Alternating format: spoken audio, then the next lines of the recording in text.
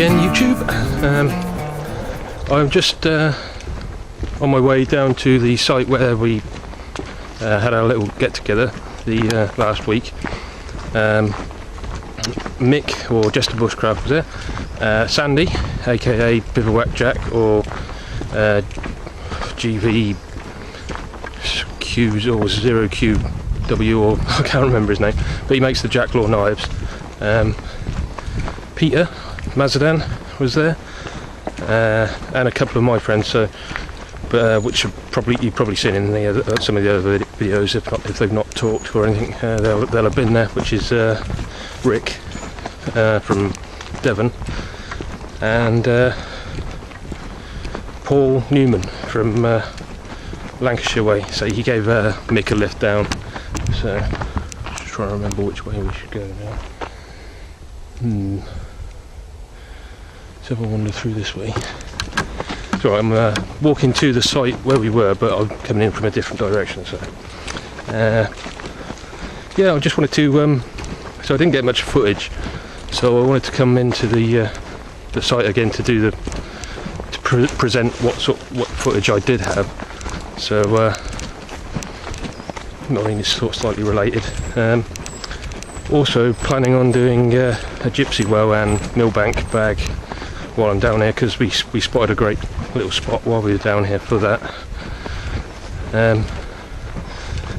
I shall carry on walking, and I shall get back to you when I reach the destination, so to speak. Okay, just thought I'd show you something that I've come across on the way down to the site, which is Artist's Conch, which is very similar to horse's hoof fungus. You can use the tinder, another bit around there as well, large bit. It's normally in, well, I've normally seen it in damp conditions, when it's got a shiny black covering on the top of it, like the skin, the top layer. Can't remember what the name for that is. So I know the trauma layer, or trama layer, depends how we pronounce it, in the middle. Then you've got the crusty sort of shell on the top. And that's normally a shiny black, but it's white underneath, as you can see from the rim there. And the reason it's called Artist's Conch is because I used to break these off and use a stick, like any sort of stick like that, and you can draw in the white layer and it turns like a grey line, or grey browny line in it. There's also a chunk that's fallen off over there, which has gone quite dark. Looks a bit like a cow pat from here, but I'm not sure of this one, but it's been down for a while. Bit of habitat for woodlice now. Ooh, more of it around the side there. You can see some of the white layer underneath there. I can tilt the camera up, and there's a stick. Get the stick. And when they draw in it, as you can see, you can leave lines in it. See that? Another big chunk over there. It's all around this tree, actually. So there's a useful source for the amadou. If you need, quite a big chunk, that one. If you need natural tinders, covering this tree everywhere. So I don't need any at the moment, so I won't be taking any off. But I just thought I'd share that with you on the way through. I don't capture everything on the way, and carry on the path to the foraging site. I want to say a massive thank you to the lads that came to the meet. Sandy, Peter, Mick, Rick and Paul.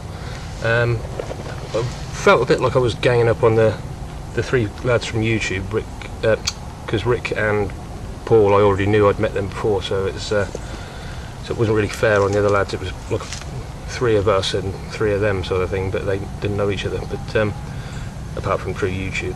But Paul gave Mick a lift down, so it saved a little bit of hassle trying to work out train times and book tickets and whatnot.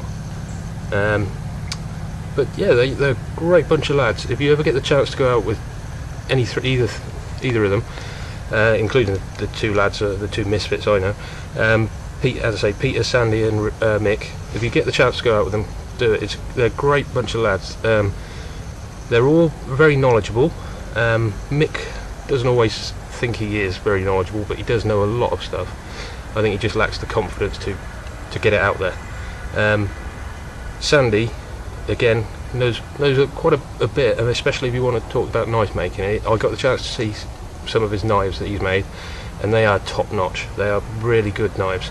A lot of effort's gone into them, and the finish is really good on them. It's outstanding finish on them. And I believe he'll be selling them soon to the general public. I don't know the price of them yet, but they'd be worth any amount up to, I'd say, 180 a piece. I'd say is like the top end of what they'd be worth. So be prepared to pay 150 at least for them, or thereabouts. But they are worth it. They've got a lot of work that's gone into them. I didn't get a chance to see any of the sheaths that he's made for them yet, but he is making the sheaths now. You'll have to excuse the sweating. It's like a rainforest in here. And Peter knows a lot about everything. I mean, that's not just saying that lightly. He does know a lot about everything. Everything bushcrafty anyway. He's been on lots of courses, so he's picked up a lot of stuff, and he studies the things he does as well. Knows, even though talk properly. Especially wild edibles. He's great to take out with wild edibles. And I think that's about it. I mean, we all had a great time. The chat and the banter around the campfire and the ramblings were great. Covered quite a vast array of subjects, from movies to Tinders and things like that. So it's not all bushcraft related, but it's great just to get out around a fire, relax, chill out, chat. As I say, I'll be putting the footage that I did get on this video, and there's a handful of stills taken with my mobile phone as well. So not great. Most of them are not. Well, I think they're all night time or thereabouts. So the picture quality is not great, but I'll check them up anyway. But yeah, I mean, that's basically all I wanted to say. It's like great to meet up with the lads. Wish I'd got more footage when I was at the meet with them. I think Mick's got the most footage out of anyone, with his personal like video logging diary blog thing, which is great. I mean, he has real commitment to the logging and documenting everything that he does. I mean, I struggle sometimes to think, because I think, well, there's videos of that on YouTube already, so should I really bother doing it? And a lot of the time also I'm quite busy with little bits and pieces and from all over the place, like not even forge work, knife making, that sort of thing, other little projects, building equipment, and generally stuff like that. So I find it hard to get the time to go out and relax. I'm normally too tired after 8 hours at the forge or whatever. I just want to sit down, relax, have a cup of coffee or whatever. But anyway, I'm rambling again. Probably got that off of Peter. You know who you are. But yeah, it was a great 4 days, 3 nights. Shame Sandy had to pop off for the Thursday to go to work, but he came back, so that was good. I mean, I think he made up for it. So yep, I think that's covered everything.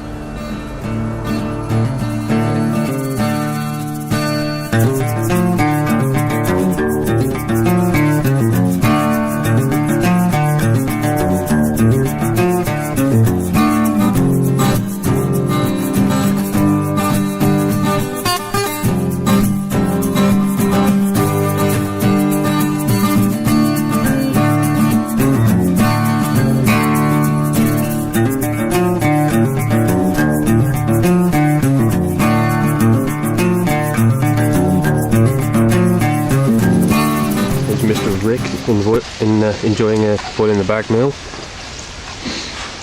There's Mick No, over he there. will be enjoying it once he's unzipped it. Once he's fought his way into it.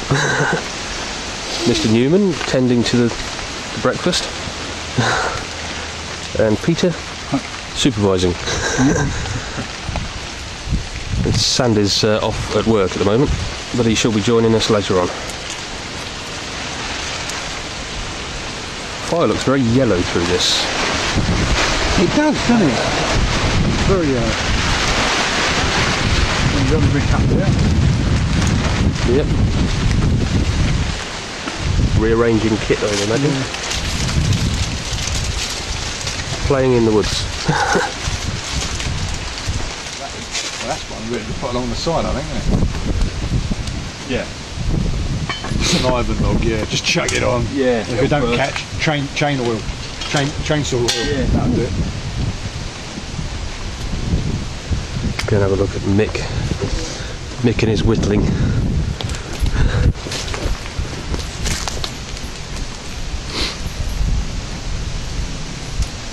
Can you tell what it is? It's a very narrow spoon. Excellent.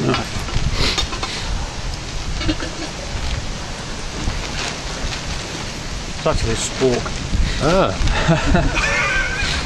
It'll probably end up being a It looks like a tick honey stirrer or something. It looks a bit like a tick remover. Yeah, big tick remover. Antelope ticks. Or rhino ticks. Back scratcher. Sandy over there. Hiding. More camera on camera action. Another Samsung camera.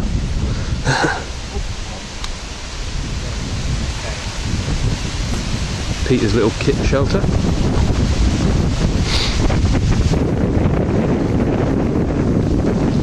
Rick supervising the fire proceedings.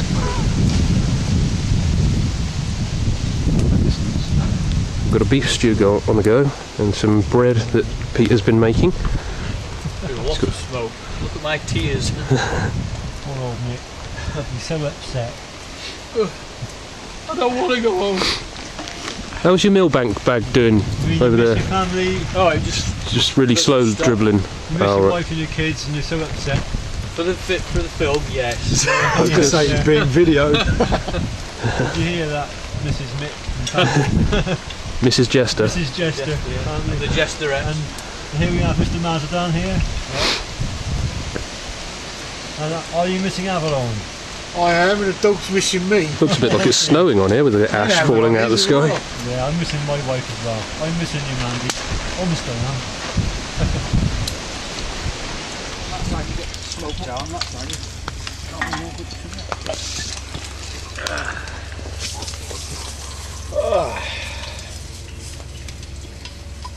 That smells nice, doesn't it? Got a Sandy's eye view of the camera now.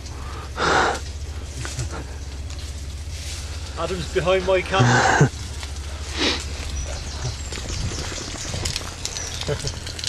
That'd be a novelty, wouldn't it? Yeah. Where's Rick gone? Oh, he's over there. Sausages on the go. Cinnamon and what was it? Cinnamon and Mick doing the breakfast cherry. for us. Cinnamon and cherry tea. Lovely, isn't it? This is Mick, Jester Bushcraft here. You can see the back of it. That's the invisible cameraman over there. Alright. He doesn't say much. In fact, that'd be the best Look, he's back. Oh, back. And when our doorbell goes, I always say, my lad always runs to the door, and I always say, it's the invisible man, tell him I can't see Very him. bright up there. He goes, what? What time is it now? I'd say it's about 10:15. Late breakfast. I don't normally have breakfast anyway, so.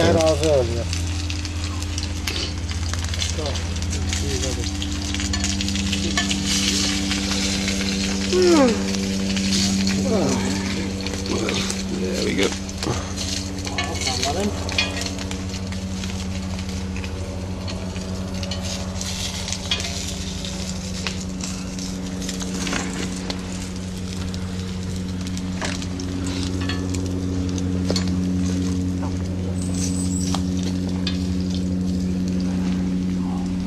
Alone in the wilderness. Glove anywhere around, Mick? The what, sorry? Your leather glove. Yes, yeah,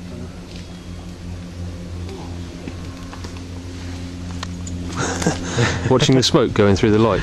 I was, yeah. Yeah. And I was watching you watching it. More camera on camera action. Yeah, he's had him again, trying to catch me. Right. Doing some videoing. The griddle to yourself. That's nice, isn't it? Yeah. Water in that. Plenty of water in there. Very artistic sort of. Yeah. Put it there. That's why I like YouTube and the videos. It's quite artistic, isn't it?